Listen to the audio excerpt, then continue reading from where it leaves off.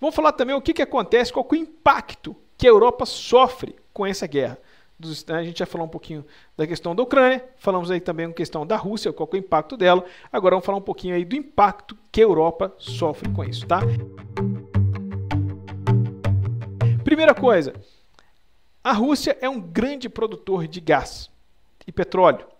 Boa parte do gás e do petróleo, inclusive já fizemos mentoria aqui falando sobre energia, quando o preço do petróleo estava subindo lá no final do ano, né, em meados ali de outubro, novembro, a gente fez a mentoria aqui, cara, explicando toda essa cadeia internacional de energia, foi muito relevante, mostramos a dependência, principalmente da Europa, né, de queima de gás natural, nessa proposta dela de ter energia limpa, desligando aí as usinas de energia nuclear, acabando com as termoelétricas, sobra ali, né, termoelétricas a carvão, sobra então essa queima do gás para produzir energia elétrica e ter essa dependência. E aí você tem o Nord Stream AD2, né, ou seja, aquele duto ali que a empresa alemã tinha feito para trazer ali gás, né, gás canalizado da Rússia até a Alemanha, um mega projeto faraônico, astronômico, que inclusive essa empresa, a Nord Stream, pediu falência, porque o governo alemão não deu a licitação para que essa obra,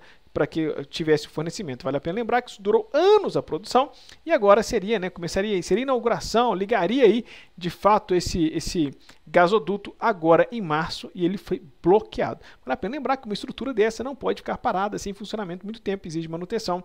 O custo é elevadíssimo desse processo pela distância, né, da Rússia até a Alemanha. A empresa então não conseguindo sustentar as suas condições, pede falência, ou seja, mais um problema que a gente tem aí, tá? A Europa sofre com essa guerra, com medo aí da falta de gás e petróleo que a Rússia simplesmente pode não fornecer. Inclusive, todas as sanções contra a Rússia não envolvem, né, nenhuma questão de gás e de óleo justamente por conta disso, ou seja, pela dependência ainda da Europa, os Estados Unidos e os países aliados estão tentando encontrar outros fornecedores no mundo para poder suprir essa necessidade.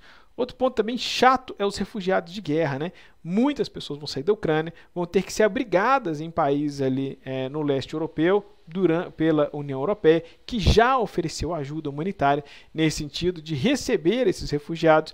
E aí é uma situação difícil, porque essas pessoas vão ter que procurar emprego, disputar emprego, falar um outro idioma, muitas vezes vão ficar ali, às vezes, como morador de rua ou precisando de certas necessidades. É uma situação extremamente delicada, bem desagradável ainda, que a Europa vai passar, além, claro, de todo o desgaste do cidadão ucraniano, né? Você imagina, você está trabalhando na sua casa, você tem sua vida, sua rotina, você tem que sair de casa para um outro país e você não ser ninguém lá, né? Você tem o seu trabalho, você tem emprego, você tem sua qualidade de vida, você tem sua estrutura, você vai para uma outra situação dessa bem delicada, tá? Bom, falamos aí um pouquinho do impacto dessa guerra na Europa. Agora, o que acontece nos Estados Unidos e no mundo? Tá? Falando dessa guerra. Primeiro, a inflação no petróleo e nos preços das commodities, né? Ali a gente falou, a Rússia é um grande produtor de petróleo, não vai conseguir fornecer o seu petróleo, suas necessidades do mundo, o mundo todo demanda de petróleo, os outros fornecedores, né? Por mais que a OPEP falou que vai aumentar a produção de 400 mil barris de petróleo dia, ainda não é suficiente, né? Por isso que a gente vê uma escalada do petróleo, o petróleo aí simplesmente disparando, né? Subiu e subiu muito. Vamos dar uma olhada aqui. Quanto está aqui o petróleo? Deixa eu colocar aqui para vocês. Preparar aqui, ó, um gráficozinho aqui do petróleo, tá? Enquanto ele está abrindo aqui, já vai transmitindo para vocês a cotação aqui do petróleo. Vamos lá. Isso, beleza. Olha o tanto que o barril do petróleo subiu, né, recentemente. Vamos pegar aqui um gráfico de candles, que a gente está um pouquinho mais habituado, mas só aqui para a gente... Vamos colocar um gráfico diário, fica ótimo, fica mais fácil de enxergar o contraste. Está tendo uma queda aí no barril de petróleo hoje, né? Uma quedinha aqui pequena, deixa eu colocar aqui em log, escala log, ótimo. Está cotado agora a 110 o barril de petróleo, tendo uma queda de 3%, o barril de petróleo hoje, tá? 3%. Mas olha o tanto que ele disparou justamente a partir aqui de 2022, com a temperatura, aumentando a temperatura sobre esse conflito, tá? Dá uma olhadinha daqui, ó. Daqui para cá, nós estamos falando que só nesse ano subiu 40% o barril de petróleo. Isso mexe com a inflação no mundo todo, tá? Vamos dar uma olhada aqui, deixa eu pegar na minha listinha aqui, ó. Vou pegar aqui pra gente o minério de ferro, tá? Também tem uma alta significativa em 2022, nem tanto, mas desde o finalzinho do ano aqui, ó, desde outubro, novembro, que aumenta a exportação na China, só nesse ano o minério de ferro subiu 34%, tá? Cotado aqui agora, nesse momento, a $151 a tonelada. Cara, isso aqui é muito dinheiro na veia, né? Vale a pena lembrar que a gente teve aqui, ó, recentemente, batemos aí os 217 ali em junho, julho do ano passado, né?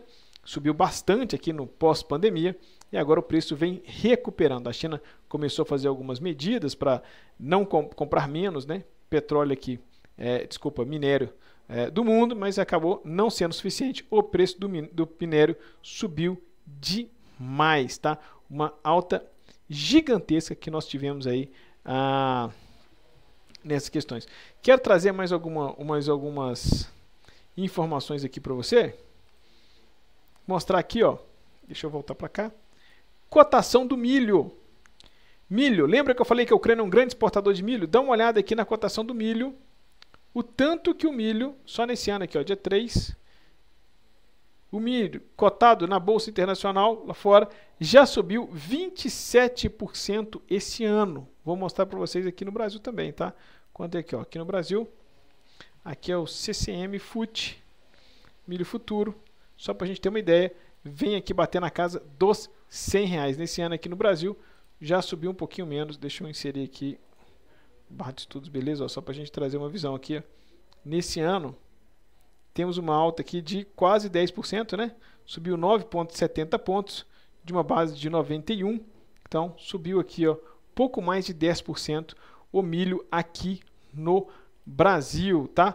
Quero mostrar para vocês também aqui, ó, preço de commodities. Deixa eu ver aqui.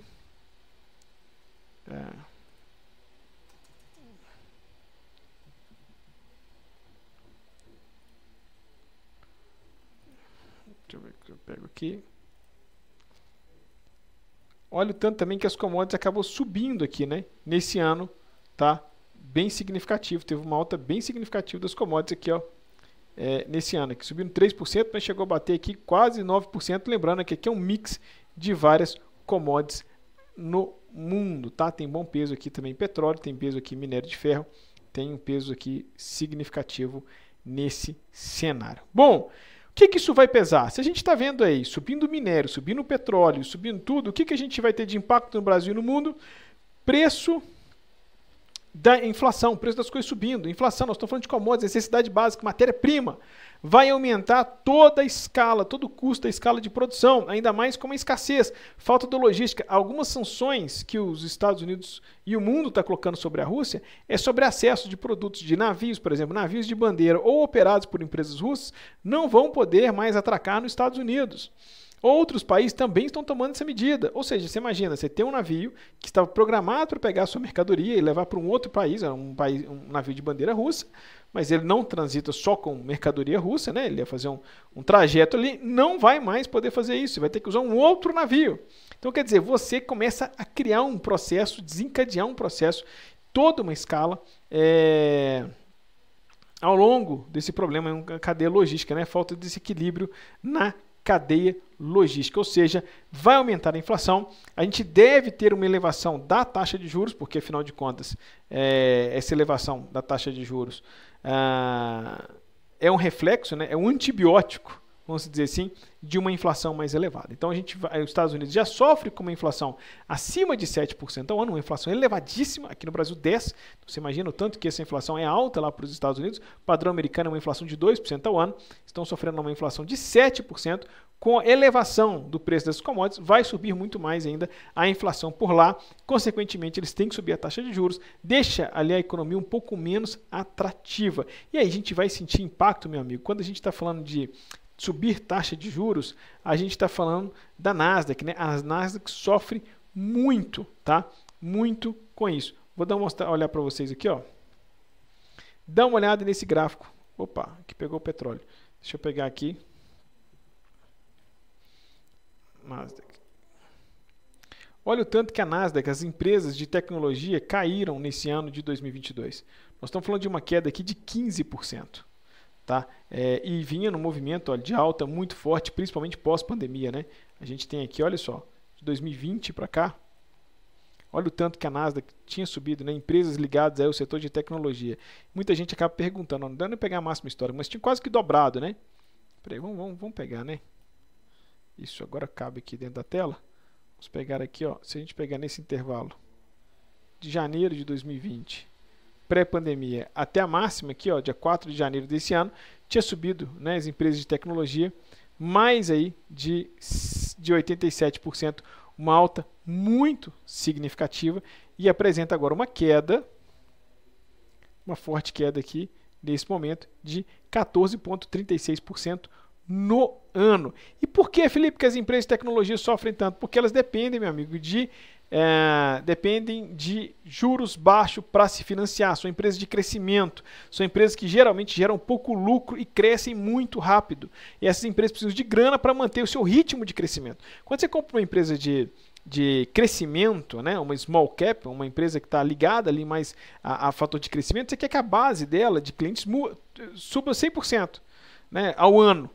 Você quer que dobre, aumente cada vez mais. Por quê? Você quer uma capilaridade, uma base cada vez maior de clientes. Isso vai melhorar a sua receita lá no futuro. Então, é uma empresa que ainda está crescendo. Então, você vai comprar uma ação a R$10, vai querer vendê-la 12, 13, 15, R$20, porque ela vai crescer a sua base, né? E no dia que ela começar a gerar lucro, ela vai gerar lucro em cima de uma base muito maior. Por isso, as empresas, é normal essas empresas gerarem no negativo por tanto tempo. E isso justifica um pouco a queda do Facebook, né? O Meta, né? Que teve uma queda tão forte nos Estados Unidos esse ano, né, justamente porque, não que ele tenha um problema de credibilidade, ou tenha um problema aqui de crédito, a empresa não estava ruim, né, ela justamente mostrou que ela parou de crescer, né, teve uma queda de crescimento. Vou mostrar aqui o gráfico para vocês do Facebook, deixa eu tentar melhorar aqui, ó. Acho que vai ficar melhor agora, maravilha. Vamos lá, estou usando o TradingView aqui, mas dá uma olhada. Olha, esse aqui é o Facebook, tá? A empresa chamada Meta. Deixa eu... Tá aqui no full screen. Infelizmente, eu tenho que voltar aqui para pegar os indicadores, essas medidinhas aqui, ó. Só nesse ano de 2022 teve uma queda de mais de 40% e não voltou, né? Você pode observar que teve uma queda forte quando ela apresentou o seu balanço logo no início do ano, apresentando aí uma estabilidade. Presta atenção, não teve queda no aumento de usuários, né? Ela teve uma estabilidade, né? Nos seus usuários ali. Uma estabilidade, uma queda muito pequena, praticamente estável. Isso fez com que os papéis caíssem um pouco mais de 37% só nesse ano, né? Outras empresas de tecnologia também tiveram esse movimento ruim. Aí nós temos o Netflix, né?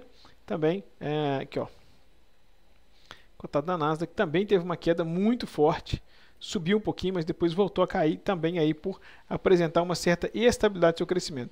Chegou a ter uma queda, ó, de 40%, depois corrigiu um pouco e agora está de novo aqui 38% de queda apenas nesse ano. Por que essas empresas estão caindo por 40%?